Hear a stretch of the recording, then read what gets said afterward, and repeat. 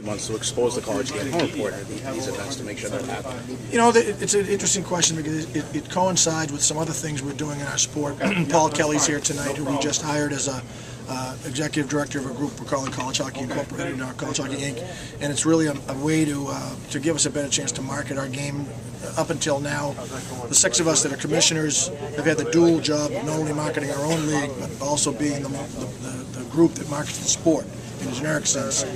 We have a lot of competition from Canadian junior hockey, so in hiring Paul, and I think he's already had some impact, he's getting out front talking about our game and anything that exposes our game. The game tonight is on the NHL Network as well as NESN. Comes on the heels of the junior team winning the great overtime game the other night. So we're hoping cumulatively we create a little momentum here for our sport and have some other events, and that's part of Paul's charge also, is to create some other events. To make sure that we bring the game to people who don't always see it. We know we've got people in New England, but if you look at the nature of our sport now, we've got 42 kids from California playing Division I, we've got 10 from Texas, we've got 22 from Missouri. We're not just turning out players from New England and Minnesota and Michigan, and those other areas don't know college hockey from junior hockey, so we've got to find a way to bring our sport to them in some ways and educate them, and that's part of what Paul Kelly's going to do.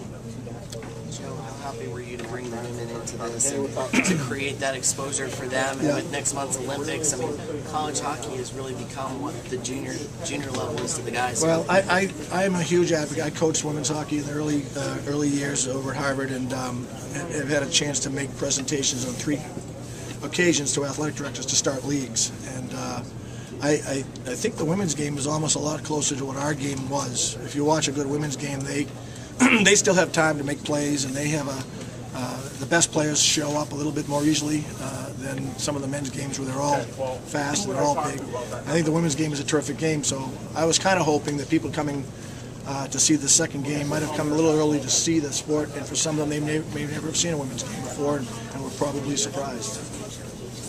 Talk about how special it is. You got at least 2 Massachusetts guys already with goals tonight. Is it good? Yeah, that was another was it serendipitous to have them here. And I think did Rosowski get the first goal? Rosowski with the first and Gibbons. So everything got tied pretty good there. But we also had a lot of New Englanders involved in the background of that. Joe Extra from Merrimack was the goalie coach of that team, and Tim Taylor, who was my old coach, helped scout put that team together. He's a former Yale coach. So there was a New England flavor to that victory in the World Juniors, and it's going to be in the United States in Buffalo next year, so that's great. I guess getting back to the women, what does it say about the quality of the women's game where you have all these Canadian players coming down and playing out East? Well, and some pretty good American players too. Yeah. I know on the men's side, Jack Parker always has said that the Canadian players made the American players better. And I think the same thing goes on the women's side of the game too. But women's hockey is growing probably even faster than men's hockey in the States. We've had a little bit of a slowdown in the youth hockey in the 8 to 12-year-old numbers, but girls and women's hockey has taken off, and adult hockey has taken off. So maybe some of these things get on the mat, make some more of those younger boys want to sign up and play, or at least not stop as early as they seem to be stopping. Sorry, my voice.